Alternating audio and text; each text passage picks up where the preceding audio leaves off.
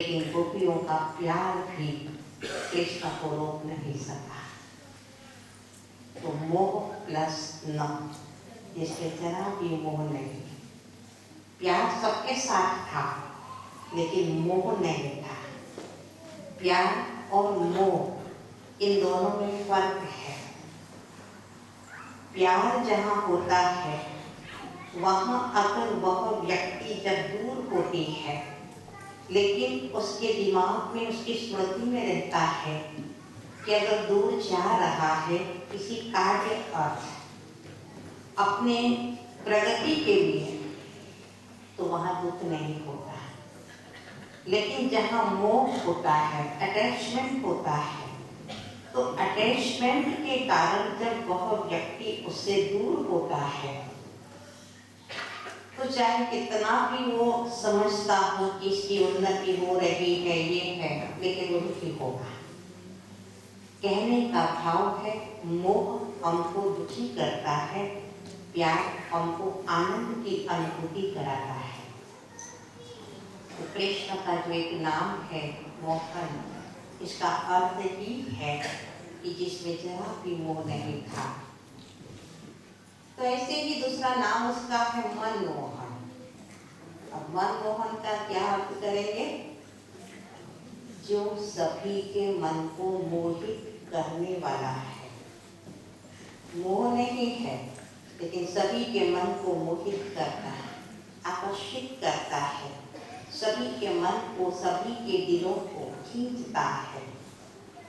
और इसलिए तो देखो कृष्ण भक्त जो है तो क्या कहते हैं कि अगर हम गोकुल के अंदर जहाँ कृष्ण होकर के गया है तो उस गोकुल के धूल की एक रस बन जाए, गोकुल के जो वृक्ष है उस वृक्ष का एक पत्ता बन जाए, इतना तुच्छ वस्तु जो है, स्थूल नहीं जड़ वस्तु है कि जहाँ कृष्ण गुजरता है, जहाँ कृष्ण ने रास रचाया है, जहाँ कृष्ण हमेशा गोपियों के साथ खेल रहा है, तो कृष्ण भक्त समझते हैं कि हम ऐसे गोकुल की मिट्टी भी बन जाए, गोकुल के वृक्षों का पत्ता भी बन जाए तो भी हमारा जीवन धन्य है। इतना कृष्ण के प्रति प्यार है। अब कृष्ण के लिए उसके जीवन के अंदर, जीवन से जुड़ी हुई जो अनेक ऐसी लीलाएं हैं, उसमें मुख्य 5 बातें हैं जो म से शुरू होती है। मोर, मुकुट, मुरली, मटकी और मक्खन। इन 5 शब्दों के अंदर कृष्ण की सारी लीलाएं आ जाती हैं। सबसे पहला है मोर। जैसे सुना हमने कि मोर पिच जो उसके मस्तक पे दिखाते हैं, अर्थात मोर पवित्र पक्षी है, भारत का राष्ट्रीय पक्षी भी है और मोर पवित्रता का प्रतीक है। इसलिए कृष्ण की आत्मा जो संपूर्ण पवित्र थी, इसलिए उस पवित्रता के प्रतीक स्वरूप कृष्ण के मस्तक पर मोर पिच रखा जाता है। दूसरा, कृष्ण के होठों पर सदैव मुरली दिखाते हैं। तो मुरली किसका प्रतीक है? कृष्ण मुरली बजाता है, मुरली सुनने के लिए वो गोपियां तरसती है और उसके होठों पर जो मुरली दिखाई है, तो जैसे हमने बताया कि वर्तमान जन्म का मुख्य आधार अपना पास्ट का जन्म है, ठीक इसी प्रकार से कृष्ण की आत्मा ने भी पूर्व जन्म के अंदर, जबकि कलयुग का अंतिम समय चल रहा था, और निराकार परमात्मा शिव ने आकर के विश्व परिवर्तन करने के लिए जो ज्ञान की गंगा को इस सृष्टि पर बहती किया और निराकार होने के कारण जिस साकार तन को अपना माध्यम बनाया, जो हम परिचय के अंदर भी सुन रहे थे, प्रजापिता ब्रह्मा, देखने में साधारण लगती है, लेकिन यही प्रजापिता ब्रह्मा जो श्री कृष्ण का अपना जन्म है और वही ब्रह्मा के तन का ही माना श्री कृष्ण के अंतिम जन्म की ये बात है कि उस समय पर परमात्मा ने प्रजापिता ब्रह्मा के तन का आधार लेकर उनके मुख से जो ज्ञान की मुरली सुनाई, तो वो ज्ञान की मुरली सदैव उसने अपने जीवन के अंदर धारण की। क्योंकि काष्ठ की मुरली संगीत सुनने तक अच्छा लगता है, किसी का जीवन परिवर्तन नहीं कर सकती, लेकिन परमात्मा के द्वारा सुनाई हुई ज्ञान की मुरली जो मनुष्य के जीवन को परिवर्तन करती है, तो वही श्री कृष्ण की आत्मा ने अपने पूर्व जन्म के अंदर उस ज्ञान की मुरली को अपने जीवन में सदैव धारण किया। उसके होठों से सदैव वो ज्ञान निकलता रहा और इसलिए जब श्री कृष्ण के स्वरूप में वो जन्म लेती है आत्मा, तो बचपन से ही उसके होठों पर मुरली दिखाते हैं। दूसरा, मुरली के साथ साथ कृष्ण मुरली बजाता था, गोप गोपियां इकट्ठी होती थी और सभी रास करते थे। रास कौन कर सकता है? रास कौन कर सकता है? जो मन से लाइट होता है, जिसका मन खुश होता है, फिर वह वो कितना भी भारी शरीर वाला क्यों ना हो, लेकिन जब मन से वो खुश होता है, हल्का होता है, तभी वो रास कर सकता है। कृष्ण के जीवन की ये विशेषता रही कि वह हमेशा उसके सामने बातें आती रही। कंस एक एक असुरों को बेचता रहा, लेकिन वो सदैव लाइव रहा और इसलिए कृष्ण के मस्तक पर, कृष्ण के होठों पर वो मुरली और मुरली के साथ वो खुद भी नाचता रहा, सबको नचाता भी रहा। तीसरा दिखाते हैं कृष्ण के मुख में मक्खन। मक्खन कैसे तैयार होता है? कितना दही का मंथन करते हैं तब मक्खन तैयार होता है, और वो मक्खन जो हमारे शरीर को ताकत देता है।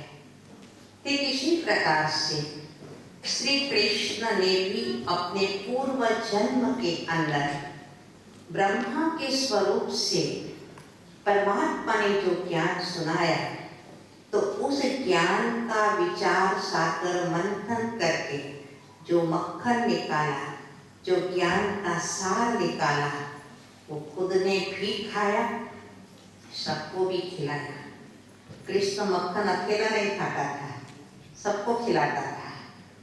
तो वह ज्ञान का मक्खन जो तैयार किया, उसने खुद ने भी खाया और सभी मनुष्य आत्माओं को भी बांटा, इसलिए मक्खन दिखाया जाता है। चौथा दिखाते हैं कृष्ण ने मटकी फोड़ी। अब मटकी किस बात का प्रतीक है? कहता है गोपियों की मटकी फोड़ता था। जब गोपियां पानी भरने जाती थी तो मटकी फोड़ता था। जब गोपियां वो मक्खन चुराता था, इसलिए गोपियां क्या करती थी? मक्खन सिक्के पर लटकाती थी।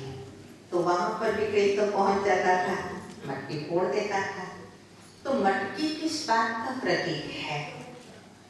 मटकी हमेशा कहाँ रखी जाती है? मस्तक पर। तो मटकी जो हमारी बुद्धि का प्रतीक है और बुद्धि के अंदर अहंकार भरा हुआ है आज, तो ये अहंकार रूपी मटकी को फोड़ा, अहंकार को खत्म किया। दूसरा, जैसे बताया गोपियां सीखे पर लटकाती थी, तो आज हरेक की बुद्धि रूपी मटकी स्वार्थ के सीखे पर लटकी हुई है। तो वह परमात्मा स्वार्थ के सीखे पर लटकी हुई मटकी को फोड़ते हैं, बुद्धि को अभिमान से मुक्त करते हैं, इसलिए दिखाते हैं मटकी फोड़िए। और पांचवा, कृष्ण को बचपन से ही ताजधारी दिखाया। छोटे बच्चे को तो ताज नहीं पहनाते ना, बड़े होते तब पहनते हैं, लेकिन कृष्ण को बचपन से ही ताजधारी दिखाया है। तो वह ताज कौन सा है? तो वो जो ताज है कि पूर्व जन्म के अंदर परमात्मा ने बहुत बड़ी जिम्मेवारी ब्रह्मा के स्वरूप में जब थी वो आत्मा उनके ऊपर रखी, और वो थी विश्व परिवर्तन की जिम्मेवारी।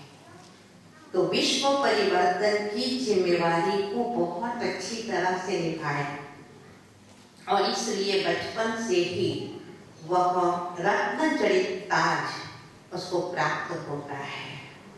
तो इस रीति से कृष्ण की महिमा के साथ ये 5 म जुड़े हुए हैं, मोर, मुकुट, मटकी, मोहन और मक्खन। तो ये 5 म जो जुड़े हैं, और भी हम बहुत सारी लीलाएं कृष्ण के लिए सुनते रहते हैं।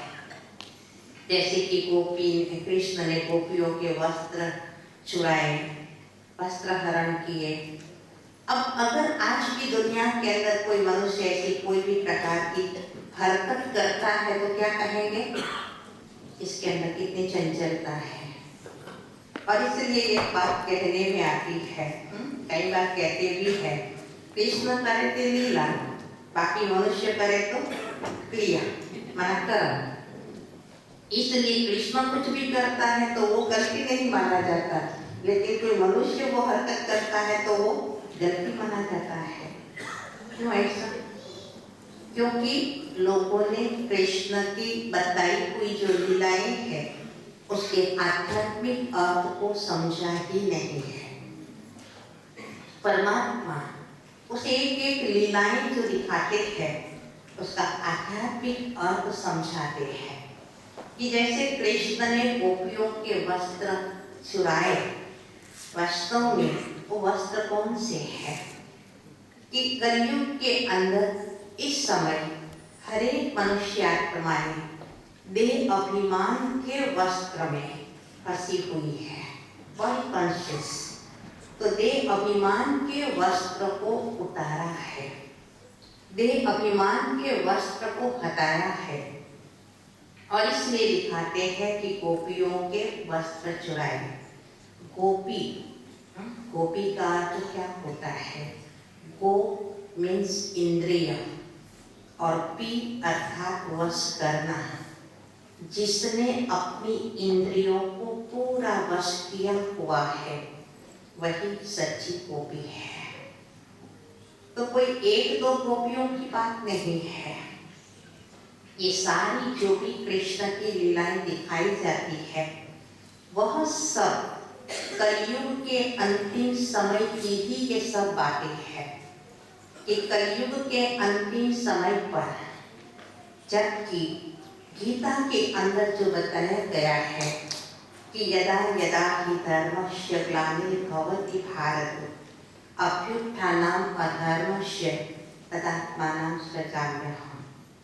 कि जब जब धर्म की अति ग्लानि होती है, अनेक अधर्म इस सृष्टि पर फैल जाते हैं, तब अनेक अधर्मों का विनाश और एक सत्य धर्म की स्थापना के लिए मैं अवतरित होता हूँ। अब ये जो श्लोक है, ये जो वर्षंस है, वो किसने कहे होंगे। तो इन सारी बातों को समझना ये भी इतना ही जरूरी है कि ये जो भी सारे वर्षंस है कलयुग के अंतिम समय पर, तो वह निराकार परमात्मा ने ही बताया कि कलयुग के अंत में मैं सृष्टि पर आता हूँ, जब धर्मग्लानि का समय होता है। क्योंकि कृष्ण को हम द्वापर युग में ले गए, द्वापर के अंतिम समय पर, और उस समय पर महाभारत का युद्ध हुआ। और ये सारी बातें कि जहाँ और ऐसा क्यों हुआ उसका भी कारण है, क्योंकि लक्ष्मी नारायण को हमने सतयुग में दिखाया, राम सीता को त्रेता में दिखाया, अब राधे कृष्ण को कहाँ रखे, तो उनको द्वापर में ले गए। क्योंकि राधे कृष्ण और लक्ष्मी नारायण ये एक ही जन्म के दो नाम है, ये हम नहीं जानते हैं। बचपन में जो राधे कृष्ण थे वही बड़े होकर के स्वयंवर के बाद लक्ष्मी नारायण कहलाते हैं। सतयुग की दुनिया की यह भी एक प्रथा, एक रिवाज था कि स्वयंवर के बाद नाम बदली होता है। तो जो बचपन में राधे कृष्ण थे वही स्वयंवर के बाद लक्ष्मी नारायण कहलाते हैं, और लक्ष्मी नारायण का ही कंबाइंड स्वरूप जो विष्णु चतुर्भुज है। तो वास्तव में तीनों ही नाम एक ही जन्म के हैं, और इसलिए हम देखेंगे किसी भी शास्त्रों के अंदर लक्ष्मी नारायण के जन्म की हिस्ट्री नहीं है। लक्ष्मी नारायण का बचपन कहाँ है, नहीं। लक्ष्मी नारायण के माता पिता कौन है, नहीं पता है। लक्ष्मी नारायण को हमेशा युवा अवस्था में और युगल स्वरूप में और कमल से पैदा हुआ ही दिखाते हैं। अब कमल से तो कोई पैदा नहीं हो सके, पर वास्तव में इसके पीछे का राज है कि जो बचपन में राधे कृष्ण थे वही स्वयंवर के बाद लक्ष्मी नारायण कहलाते हैं। और इसलिए ही हम भक्ति में ये गाते हैं, जो अभी अभी सुन भी रहे थे, श्री कृष्ण गोविंद हरे मुरारी, हे नाथ नारायण वासुदेव। तो जो श्री कृष्ण है वही बड़ा होकर के श्री नारायण बनते हैं। और इसलिए सतयुग की दुनिया का प्रथम महाराज कुमार और वो है श्री कृष्ण। तो जैसे बताएं कि श्री कृष्ण का नाम सुनते बहुत उससे प्यार जागृत होता है। कृष्ण इसका एक नाम, उसको वैकुंठ नाथ भी कहते हैं। वैकुंठ सतयुग की दुनिया का ही एक नाम है, तो उसका ये नाम भी सिद्ध करता है कि श्री कृष्ण वैकुंठ अर्थात सतयुग में होकर के गया है। श्री कृष्ण जिसको क्षीर सागर में दिखाया, पीपल के पत्ते पर अंगूठा चुसता हुआ सागर, उसके बीच में पीपल का पत्ता रह सकता है कोई बच्चा? तो ये किस बात का प्रतीक है? क्षीर सागर का अर्थ है सतयुग की दुनिया, और वो सतयुग की दुनिया का मनुष्य सृष्टि रूपी वृक्ष का प्रथम पत्ता, और वो है श्री कृष्ण। जहाँ से एक सतयुग की दुनिया की शुरुआत होती है, जिस सतयुग की दुनिया की हम महिमा करते हैं, सर्वगुण संपन्न, 16 कला संपूर्ण, संपूर्ण निर्विकारी। तो सतयुग की दुनिया, सतयुगी क्षीर सागर का मनुष्य सृष्टि रूपी वृक्ष का प्रथम पत्ता, और वो है श्री कृष्ण। इसलिए उसको सागर में पीपल के पत्ते पर दिखाया है।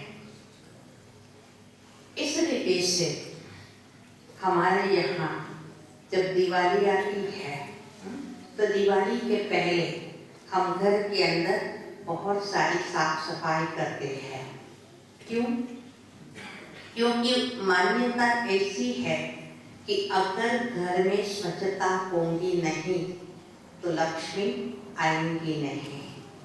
तो स्थूल लक्ष्मी के आवाहन के लिए भी अगर घर के अंदर इतनी स्वच्छता जरूरी है, तो जब साक्षात लक्ष्मी नारायण चैतन्य में इस तरह पर आए तो ये सृष्टि कितनी स्वच्छ माना सबको प्रधान चाहिए। और इसलिए ही कहते भी है कि जहाँ असुर है वहाँ देवताएं कभी धरती पर पैर नहीं रखते, और जहाँ देवताएं हैं वहाँ असुरों की परछाई भी नहीं होती है। तो ये सारी बातें सिद्ध करती है कि श्री कृष्ण जो सतयुगी दुनिया में ही होकर के गया है। लेकिन जैसे बताया कि अब श्री कृष्ण ने भी इतना श्रेष्ठ पद कैसे प्राप्त किया। कोई भी व्यक्ति पढ़ाई से, पुरुषार्थ से प्रारब्ध को प्राप्त करता है। तो श्री कृष्ण ने भी ऐसा श्रेष्ठ जन्म, ऐसी श्रेष्ठ प्रारब्ध कैसे बनाई होगी। तो उसका कारण है, उसके पीछे उसका आधार है उसका अगला जन्म, और वो है कलयुग का अंतिम जन्म। क्योंकि जो हम कहते हैं ना कि द्वापर में कृष्ण होकर के गया, और उस समय पर गीता का ज्ञान कृष्ण ने सुनाया। सोचो, यदा यदा की धर्मस्य की बात करते हैं, जो अनेक धर्म, तो अनेक धर्म कलयुग में है। द्वापर युग में तो इतने धर्म होते ही नहीं है। जो लड़ाई झगड़ों की बात है कलयुग में है, जो विकारों की बात है कलयुग में है। तो उस अनुसार द्वापर युग की सिचुएशन ऐसी नहीं थी कि वहाँ ज्ञान की आवश्यकता हो। और फिर भी मान लेंगे नहीं द्वापर में ही दिया है, तो दूसरा प्रश्न ये होता है कि अगर द्वापर में गीता का ज्ञान दिया गया तो उसके बाद कलयुग क्यों आया? डायरेक्ट सतयुग आना चाहिए। क्या गीता के भगवान ने ऐसा ज्ञान दिया कि जिससे और भी दुख की दुनिया स्थापन हुई? डायरेक्ट सतयुग आना चाहिए। तो ये बात भी सिद्ध करती है कि गीता का ज्ञान द्वापर के अंत में नहीं दिया गया, लेकिन कलयुग अंत में दिया गया, कि जिसके बाद फिर सतयुग आया। और सृष्टि नाटक के क्रम अनुसार भी देखा जाए तो 4 युगों को तो हरेक मानते हैं ना, कि सृष्टि नाटक में 4 युग है, सतयुग, त्रेता, द्वापर, कलयुग। आज किसी से भी पूछा जाए यहाँ पर अभी कौन सा युग चल रहा है, क्या कहेंगे? हर एक के मुख से क्या निकलता? कौन सा युग चल रहा है? कलयुग। कोई ऐसा कहेगा कि नहीं सतयुग चल रहा है? नहीं। हर एक के मुख से, चाहे कितनी भी धन संपत्ति है, चाहे कितने भी भौतिक सुख के साधन है, लेकिन हर एक के मुख से निकलता है कि भाई कलयुग है। उसमें भी कई बार समाचारों को ऐसा सुनते हैं तो क्या कहते हैं? अभी तो घोर कलयुग आया है, घोर नरक हो चुका है। तो हर एक ये कहते हैं, मानते हैं कि ये कलयुग है। अब जब ये कलयुग है तो कलयुग के बाद फिर से नंबर किसका है? जैसे कहते हैं दिवस के बाद रात, रात के बाद दिवस। जैसे मनुष्य जीवन के अंदर भी बचपन, युवानी, वृद्धावस्था, मृत्यु, फिर बचपन। वर्ष के अंदर भी देखो जनवरी, फरवरी, फिर दिसंबर के बाद फिर आएगा जनवरी। तो युगों के हिसाब से देखो तो हर एक कहता है कि अब कलयुग है, तो कलयुग के बाद सतयुग। अब सतयुग आएगा कैसे? ऐसे ही आ जाएगा क्या? जब भगवान एक जादू की छड़ी घुमा दे हो जाएगा क्या? सतयुग के, कलयुग के बाद सतयुग को आना है तो कैसे आएगा? उसके लिए आप में से कई गीता पढ़ते होंगे, सुनते होंगे। गीता के ही एक एक श्लोक को, उन महावाक्यों को याद करें, वो किसके प्रति इशारा करता है। जैसे बताया यदा यदा हि धर्मस्य, तो वो सिचुएशन अभी कलयुग के अंतिम समय की है। गीता में भी कहा है कि मैं जब सृष्टि पर आता हूँ तो एक साधारण वृत्त तन का आधार लेता हूँ, जिस कारण दुनिया के मूढ़मती लोग मुझे जान नहीं सकते हैं और तुच्छ समझकर गाली देते हैं। सोचो, श्री कृष्ण ने ये कहा हो, आज कौन ऐसा मनुष्य होगा जो श्री कृष्ण के स्वरूप से ज्ञान दिया जाए और न जाने। जिस कृष्ण को आज सभी लॉर्ड कृष्ण कहकर के प्यार करते हैं, जिस कृष्ण को झूले में झुलाते हैं, और अगर वही कृष्ण के स्वरूप से ज्ञान दिया होता कृष्ण ने, तो कौन नहीं पहचानता। तो फिर गीता में ऐसा क्यों कहा कि मैं वृद्ध तन का आधार लेता हूँ और इसलिए दुनिया के मूढ़मती लोग मुझे पहचान नहीं पा रहे हैं। तो ये बात किससे लगती है, आप सोचो, किससे लगती है। अभी अभी हम परिचय के अंदर वो देख रहे थे कि कैसे ये संस्था की स्थापना निराकार परमात्मा ने साधारण मानव तन, प्रजापिता ब्रह्मा जो कि वृद्ध तन है, और उनके द्वारा ये ज्ञान देना शुरू किया है। तो लोगों की देखने की नजर वो है, वो वृद्ध साधारण तन है ना। अरे ये तो दादा लेखराज, वो हीरा जवाहरी का वो नहीं समझ पाते थे कि इनके तन में स्वयं परमात्मा आकर के ज्ञान दे रहे हैं।